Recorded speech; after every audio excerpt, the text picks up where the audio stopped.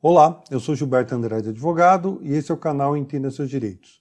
Hoje nós vamos dar continuidade a questões de relação de consumo que nós já estávamos falando nas semanas passadas, só que de uma forma um pouco mais descontraída. Nós vamos aderir aí a brincadeira dos 9 verdades e uma mentira, só que em relação ao direito do consumidor. Tá? Vamos então, eu já propus isso aí no nosso site também, então eu vou seguir a ordem que está lá e vamos informando aí as verdades, o porquê da verdade ou o porquê da mentira.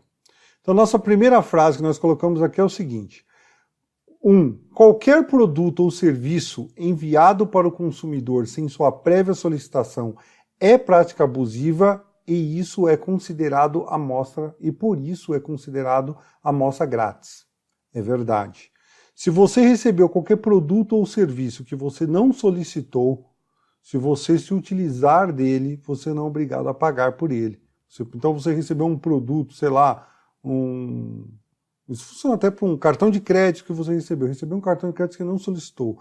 Começou a utilização, cobrar anuidade, você pode ir lá reclamar. Obviamente, quando você reclamar, eles podem ser que eles cancelem a utilização, mas eles não vão poder te cobrar pelo período que você utilizou, porque você não fez aquela solicitação prévia. Ou qualquer outro produto que deixaram um produto para você e você utilizou, consumiu aquele produto, ele vai ser considerado amostra grátis porque você não solicitou.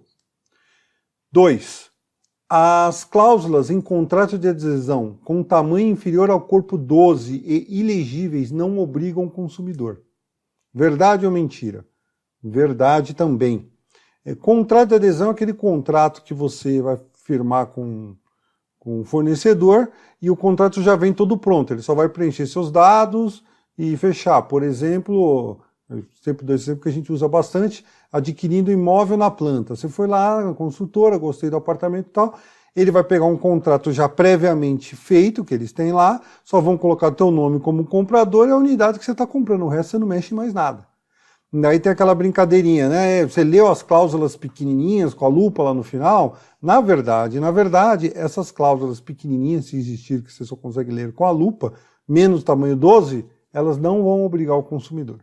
Tá? Isso é norma de relação de consumo protetiva, né, para o consumidor. Isso daí está no parágrafo 3º do artigo 54 do Código de Defesa do Consumidor. O item 3, nossa terceira verdade ou mentira, o consumidor sempre, até a quitação, tem direito a desfazer do contrato de compra e venda de apartamento na planta. Verdade ou mentira? Verdade. Se você adquiriu um apartamento na planta e você eventualmente não está conseguindo pagar as prestações, você pode desistir da compra. Claro que você vai ter aí um ônus, pagamento de alguma multa, de acordo com o que tiver no contrato, e mesmo assim tem que verificar o quanto é essa multa. Tem multas que, dependendo do percentual, o Poder Judiciário fala que elas são abusivas e não deixa serem cobradas. Tá? Mas em tese não, na prática, se você tiver com um apartamento e você quiser desistir da compra, você pode, mesmo se você já estiver no imóvel. Perceba, você comprou o imóvel, está pagando, ele ainda já recebeu o imóvel. Claro que nesse caso a devolução do imóvel tem um prejuízo a mais, que você ainda tem que pagar um aluguel por ter ficado nesse imóvel, mais a multa do contrato, mas eles são obrigados a restituir. Descontando tudo, eles têm que restituir o valor de uma vez só. Nada de parcelado, nem esperar nenhum prazo, nada disso. Do outro ponto de vista, se o contrato, imagine que você pagou tudo, era para eles já terem te entregado o apartamento e não entregaram ainda. Nesse caso, você pode pedir também o distrato, né, a rescisão do contrato, a resolução do contrato, e aí você vai receber o valor integral, porque aí não foi culpa sua, é culpa deles, eles estão inadimplentes. Eu sou partidário do entendimento de que, nesses casos, no último caso, você ainda teria direito a pedir a multa, porque se você não cumprir e pagar a multa, ele, se não cumprir, tem que devolver o dinheiro integral e te pagar a multa também. Tá? Bom, vamos para a nossa quarta verdade ou mentira. O extravio de bagagem por empresa aérea gera dano material e moral? Gera dano material e moral? Essa é uma afirmação, na verdade, não é uma pergunta. É verdade também. Se você pegou um avião, sua mala não veio com você, sumiu do meio do caminho, eles são obrigados a te dar o dano material. O que é o dano material? O valor da mala e do que você tinha lá dentro. E o dano moral, que é aquela tristeza, toda aquela situação chata que é criada pelo fato de você não estar lá com a tua mala. É claro que isso vai aumentar dependendo da situação. Por exemplo, viajei para os Estados Unidos, ia ficar 15 dias lá, ia para um lugar muito frio lá, ou fui para Bariloche, por exemplo, e quando eu cheguei lá, minha mala não foi comigo. E aí nessa eu tive que comprar um monte de roupa cara lá, estava tudo preparado aqui, e atrapalhou muito a minha viagem lá. Outra coisa é quando eu estou voltando de lá e chego aqui e a mala extravia. O prejuízo, perceba que o dano moral é menor, porque você já está na sua casa, você obviamente tem suas outras roupas em casa, aquela coisa toda.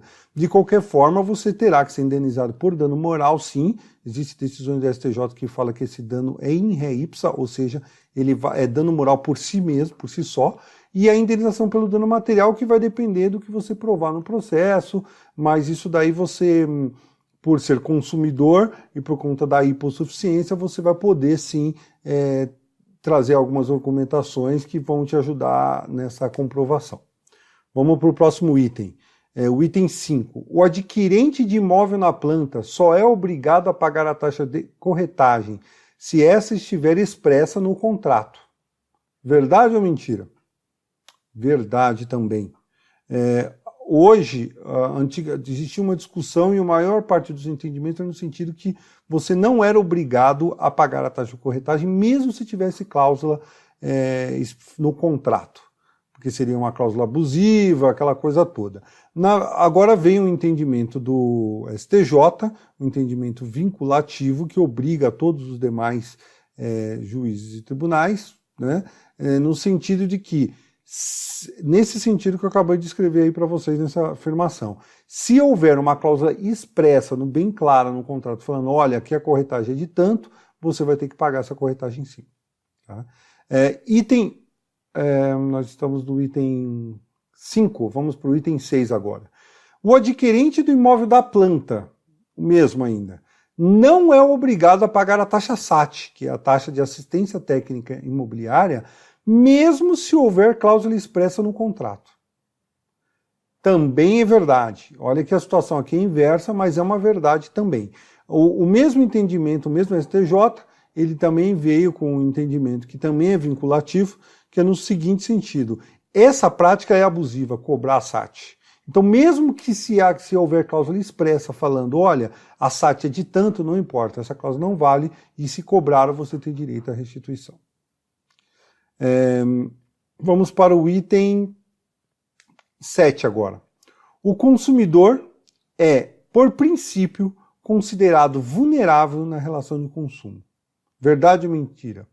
É verdade. Isso é um princípio das relações de consumo e todo o código ele é feito nessa ideia, que dentro da relação, quando é uma relação de consumo, o consumidor está numa situação mais fragilizada e por isso as cláusulas são sempre tentando equalizar essa diferença que existe entre consumidor e fornecedor.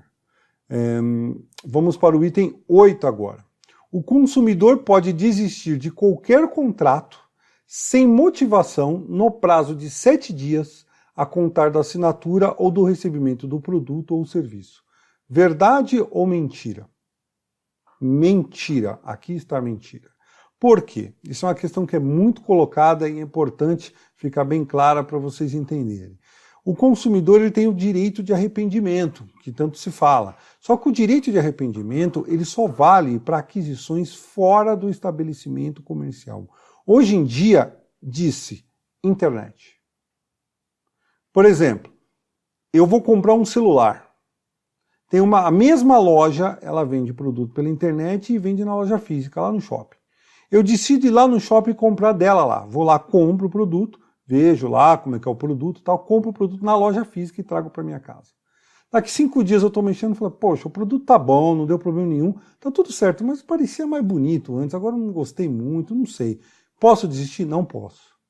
Agora, se eu comprei da mesma loja, só que em vez de ir lá na loja física, eu comprei pela internet, Como eu não tive a opção de ver o produto na mão, mexer, tudo mais, porque eu comprei pela internet, ele chega na minha casa, eu uso ele lá pelos mesmos 5 dias e olho e falo, pô, tá bom, não veio danificar, tá tudo certo. Porém, puxa, eu pensei que ia gostar mais, não gostei tanto. Quero pedir a desistência, devolver o produto. Posso? Posso. Dentro do prazo de 7 dias, eu posso. Por quê? Porque eu não comprei dentro do estabelecimento comercial. Essa era uma norma que ela foi feita lá no Código, em 1990, né? A gente nem tinha internet, ou se tinha, ela não era difundida como hoje, e a ideia era mais para vendedores de porta, essa coisa toda. Mas hoje ela acaba sendo muito aplicada para essas questões de internet. Item 9. O consumidor pode escolher entre A, o cumprimento, B, outro serviço ou outro produto equivalente, ou C, a rescisão do contrato, quando o fornecedor se recusar a cumprir a oferta. Bom, já sabe qual que era a mentira, então por óbvio é verdade aqui. É verdade, o fornecedor ele é obrigado a cumprir o que ele se comprometeu. Se ele não cumpriu, a escolha é do consumidor de exigir o cumprimento, de pretender outro produto, e aí só pagar similar, ou pagar aquela diferencinha assim, se for o caso, ou mesmo a rescisão do contrato, se ele já tiver pago, por exemplo, falar, eu quero meu dinheiro integral de volta. Tá? E mesmo assim ele ainda pode ter alguns danos que ele sofreu que ele pode vir a receber. Tá? Então é importante essa questão. E a nossa última verdade ou mentira, a última verdade aqui no nosso caso, é a seguinte afirmação. É direito básico do consumidor a facilitação da defesa de seus direitos, verificada a verossimilhança das suas alegações ou a sua hipossuficiência. Aqui está lá naquela questão da prova que nós falamos anteriormente, do extravio da bagagem. Se você fala para o juiz, eu estava indo para Bariloche, minha mala extraviou.